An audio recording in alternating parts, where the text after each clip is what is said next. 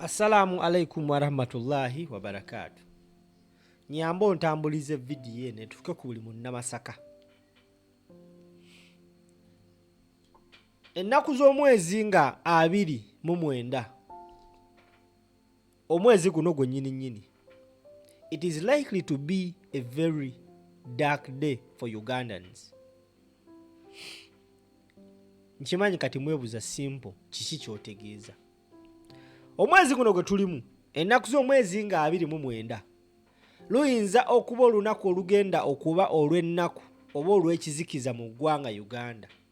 Commentary section gamba nti simple lutya ngenda dubateekerako. Bannamasaka bamaze emyezi almost 3 nga beteekateeka okwaniriza omukulembeze Robert Kyagulanyi Ssentamu mu district ya Masaka City. Era enteekateeka zibadde zikolebwa buli lunaku nga bateekateeka okwaniriza omwagalo w'abangi. Mubadde mulaba ku social media bannamasaka bateekawo n'amateeka g'okwaniriza Robert Kyagulanyi Ssentamu. Akulira ekibuga kya Ssaabasajja Kabaka Masaka City yavaayo mmeeya w'ekibuga Florence Namayanja n'ategeeza eggwanga nti bafunye olukusa okuva mu batwala ekifo omukulembeze wagenda okulabira bannamasaka Liberation Square, era ne balangira ennaku z'omwezi nga 29 omukulembeze agenda kuba rwaleye ku Liberation Square, era nga bagamba bategeezezza poliisi bafunye n'olukusa. Era enteekateeka z'okuyooyoota, okutimba, okukola buli kimu ekyaniriza omukulembeze waabwe zo zigenda bukwakku since then lwe baanawunsinga. Mu lukungaana lw'abannamawulire oluyitiddwa RCC w'ekibuga Masaka, Muzeeyi Kinvinvi ategeezezza n'agamba nti NUP tegenda kusobola kukolera lukungaana lwayo ku Liberation Square. Bwe tunoonyereza ensonga lwaki bategeezezza mbu Liberation Square eri kumpi n'eddwaliro. Wabula munnamawulire omu amubuuza n'amugamba nti ate ye Museveni buli wajja Masaka akolera laaleye ku Liberation Square. Waba eddwaliro liba livuddewo, omukulu n'ategeeza n'agamba nti Museveni wa ddembe okukolera lwale wonna wonna ne waayagadde. Ye Kyagulanyi Ssentamu Robert Bobi Wine takkirizibwa kukola lwale wonna wonna waayagadde. Kinvinvi ayogedde bw'ati. Mwezi ogwajja President Museveni ali wano tusuubira naye ajja kukosa ekifo kyekimu. Abantu kuba nti balowooza nti mulina abaana n'ebyana. Ekya pulezidenti ne bw'agamba nti olukiiko aliteeka ku nnyumba waggulu wano siyinza kugaana kubanga ye kamala byonna ow'eggwanga. Kati kabaka bw'ajja wano n'agamba wekyaki nti lanyaŋŋaana siyinza kugaana. Kati era n'omukopi nange ngende neeteeke mu kiti eky'amaanyi. Pulezidenti Museveni ye pulezidenti w'eggwanga, ate bw'aba atambula akola egya gavumenti n'egya kampeyini. Kati ye wayagala okuteeka egya gavumenti nze mugaani sirina buyinza obwo. Kati tewali muntu yenna asobola kuyingirawo nti naye amwenkane kubanga pulezidenti bagenda muteeka wano nawe bamuteeke wano. Mwenkanankana temwenkanankana. Pulezidenti ali waggulu wa buli kintu kyonna wano mu ggwanga, n'amateeka gennyini gamuwa enkizo tusobola namuwaabira musango. Oyo ogundi Bobi Wine obaani oyo tukwata bukwasi tutwala ku poliisi osobola okukwata pulezidenti. Alright, bakadde baffe ebbanga lyonna batukuzizza batugamba nti obukadde magezi, naye ate era bakadde baffe ne batugamba nga ne mu buto wali ogayina akategedde. Gamba mu comment section nti Kinvinvi talina magezi. Kawandiike gamba nti Kinvinvi tolina magezi. Mu ssemateeka y'eggwanga Uganda ffenna tukimanyi nnyo after nominations nga bamaze okunominatinga, any person is free to use any space. kati njagala mukulu Kinvinvi gwa mulabe simanyi na linnya lye guno okusajja nze gundabikira oba gwa nsi ki kireka guno Nigeria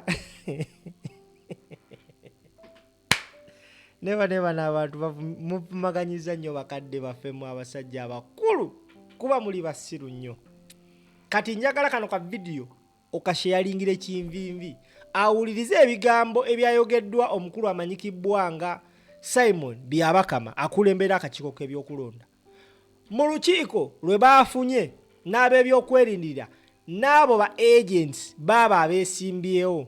Byabakama yayogedde bw'ati, njagala osheyalingire Kinvinvi omwo mwaleegera amalevu agasakaatidde ng'ebisagazi ategere nti bannayuganda banyiivu era ennaku z'omwezi nga 20 Masaka agenda kuba muntu ekifi ky'embizzi mu kamwa, bagenda kusonseka muzeeyi Kinvinvi ebigodo mu kamwa. Tamuza video. One thing that emerged was the RDCs. I'm told some of the RDCs are blocking candidates from accessing or from holding the campaigns or the rallies at the designated campaign venue, which is very wrong. I'm going to take up this matter with the Minister of the Presidency, because I understand she's one who, that office is one which is in charge of RDCs, and want to emphasize that what is taking place is a lawful process in the constitution and governance framework of our country.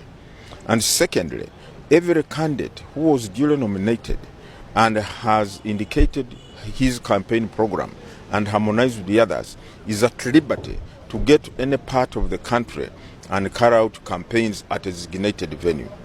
Thirdly, if a venue has been booked by the candidate and for no reason it is cancelled, then that needs to be addressed, because we don't want people there who are under the guise of carrying out their duties, frustrating the constitutional process, trying to create another trajectory to what is an otherwise peaceful, tranquil, and cordial process of campaigns. So I'm going to talk to the office of the presidency and make sure the RDCs, some of the RDCs who are trying to portray the whole exercise in a negative light are called to order, so that we don't have this in our country.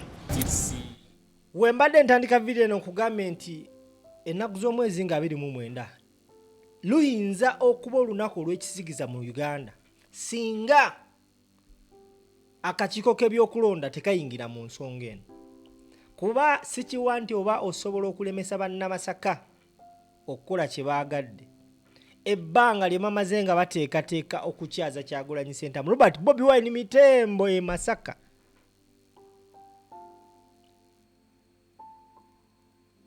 The 29th is likely to be a very bad day for Ugandans. Kubanga bannamasaka kye bamanyiko kiri kimu, they are very peaceful people, very peaceful human beings, provided you have not provoked them. Ekisooka bannamasaka balogo balina n'amayembe, kati gwe Kinvinvi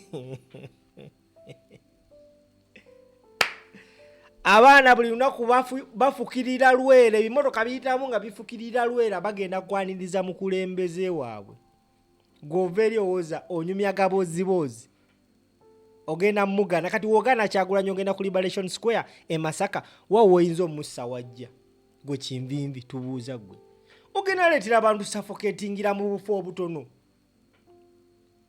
Waneno Nateete abantu basuffocatinga nga bangi, buli omu ayagala laba ku Kyagulanyi naye temukiraba. Omusajja amaanyi alina mangi, olunaku lwaleero nkakasiza amaanyi ga Kyagulanyi.